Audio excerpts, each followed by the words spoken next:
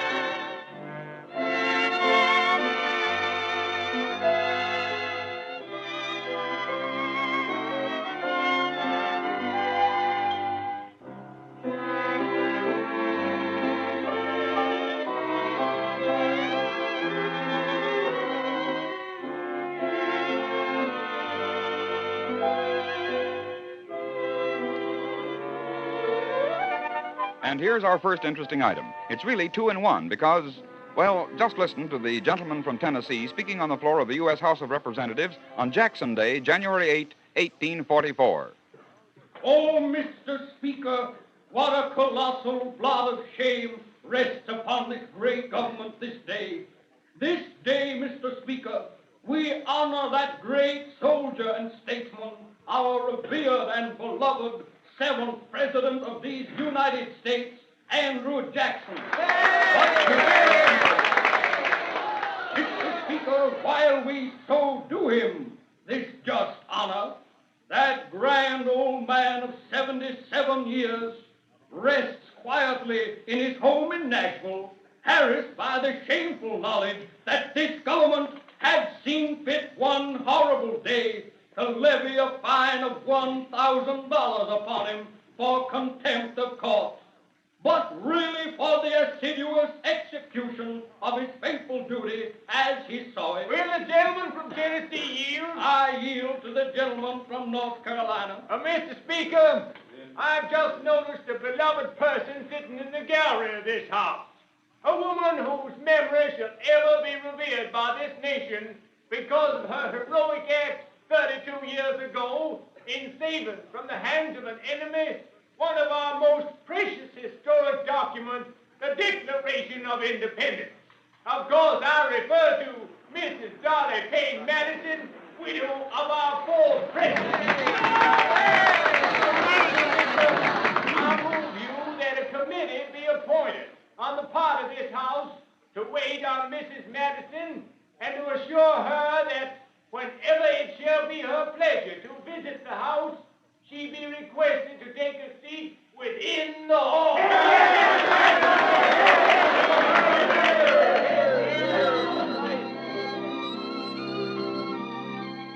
Thus did the United States House of Representatives honor 74-year-old Dolly Madison, widow of James Madison, by according her the privileges of the floor of the House. Up to the present writing, Dolly Madison is the only woman in private life who has ever been accorded this honor. Can you imagine that? It was also during that same year, 1844, that Congress ordered Andrew Jackson's $1,000 contempt of court fine to be repaid with interest. The aged ex-president later received a U.S. government warrant to the amount of $2,700. You've often heard the expression, you can drive a horse to water, but you can't make him drink. Well, from a newspaper of more than 35 years ago comes this story. Mr. Charles Cott was driving his horse and wagon down a street in Chicago on a cold, wintry, mid-December day. Perhaps Mr. Cott had a little early Christmas spirit. At any rate, as he drove along... Up today's the other way we go. Da-la-da-da-da-da. Oh. Oh, look. just look. There's a good old Quigley saloon. I gotta stop and have a little drink. Steady, boy. Steady. You know, there's nothing like a little drink on a cold December day. No, sir. Now, you wait here, boy. You wait here, and I'll be right up. Oh, no. No, you don't have to wait here. You're coming with me. Horses have got to get warm inside, too. And I'll get you in the harness there. You and me will have a little drink of good old Quigley Saloon. Now, come on. Won't old Quigley be surprised? Come on, let's go. Come on. Oh, what'd you say? What? Oh, yes, you do want a drink. Now, come on. Don't be stubborn. You gotta have a little drink with me. Come on now. You gotta have a drink, I tell you. Oh, come on. Mr. Cott's horse did not enter Quigley's for the little drink, but Mr. Cott did enter court the next day, charged with disturbing the peace. Perhaps the judge was an animal fancier, for his sentence was... Charles Cott, I appreciate the motives, but not the method. I'm going to let you off, though, and find you merely the court cost. But hereafter, don't try to drag your horse into a saloon. So did Charles Cott of Chicago learn the full force of the old proverb, you can drive a horse to water, but you can't make him drink. Can you imagine that? The ultimate in bank robbery stories comes from a newspaper of January 2, 1909. It seems that in Wellston, Oklahoma, some of the townspeople were surprised to see... but listen. Hey, what's the idea over there by the bank? Look. Hey, what's going on? I didn't hear nothing about 'em building a barbed wire fence around the place. What do you suppose the idea? I don't know. Well, Hey, look, them fellas building the fence have got guns. Well, yeah. Well, some of them are scattering along the fence. That's a holdup. Darned if it ain't. Them fellas built that fence to hold us off while they robbed the bank. Get the rest of the boys, quick! Get them!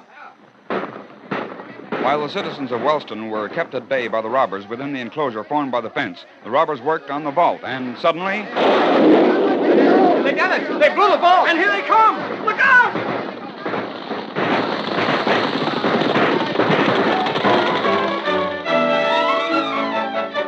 The robbers got away after a running gun battle, and with them went $5,000 from the vault of the Bank of Wellston. And this robbery remains the first and only case I can find of bank robbers actually building a fence around the bank and then proceeding calmly to rob the bank while some of them held off the townspeople by means of a barbed wire fence and bullets. Can you imagine that? Mr. James Artlip of Aurora, Illinois, likes the movies. Oh, you don't think that's new, huh? Well, Mr. Artlip is 68 years old. And on February 24th, 1939, he saw his first movie. When interviewed, said the newest fan of Hollywood's make-believe, Yes, sir, I think they got something there.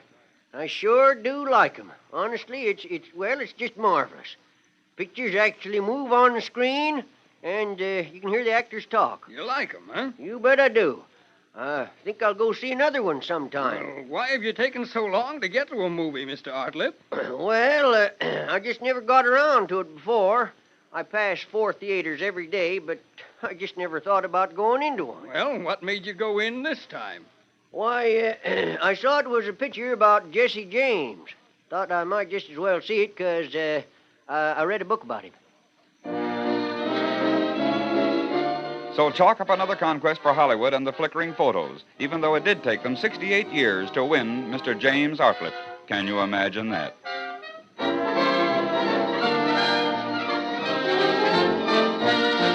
Do you remember this startling statement at the beginning of the program? Motion pictures have never been made in Hollywood, California. Well, like our others, that statement is true. Why? Because there is no such recognized town or city of Hollywood, California. It wasn't until the year 1910 that the motion picture producers realized that their needs for strong lighting could be filled by the brilliant Southern California sunshine and came to that region to build their first studios. They settled in the portion of the city of Los Angeles which had been the town of Hollywood. But in that same year, 1910, previous to the arrival of these first movie magnates, the town of Hollywood had already been annexed to the city of Los Angeles. And so our statement is true. Motion pictures have never been made in Hollywood, California. Can you imagine that? Well, now let's do a little foraging into the field of melody sleuthing. First of all, I want you to listen to a semi-classic selection which I'm sure you've heard before many, many times. The orchestra is going to play only a few measures, so listen carefully. And as you listen, try to recollect the name of the number itself and also the more modern popular number which this semi-classic selection most resembles. Are you ready? All right, listen.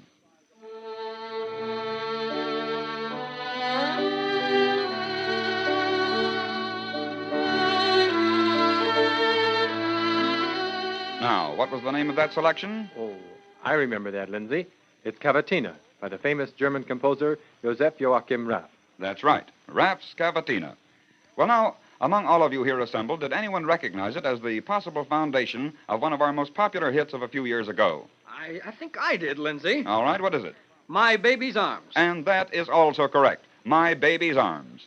Listen now, ladies and gentlemen, and see whether or not there is a distinct similarity between Raff's Cavatina and that smash hit from the Ziegfeld Follies of 1919, My Baby's Arms.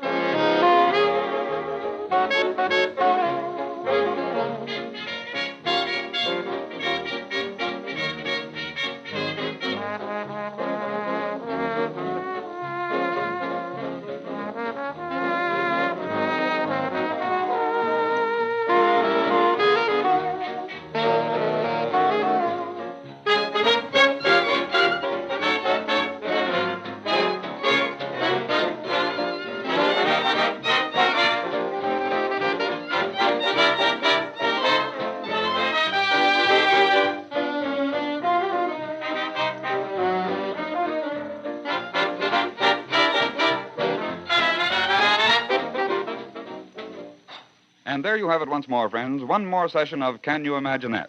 We all hope you'll be listening on this same station when next we're scheduled to meet. Until that time, this is Lindsay McCarry turning you over to the very good care of your own station announcer and saying goodbye now.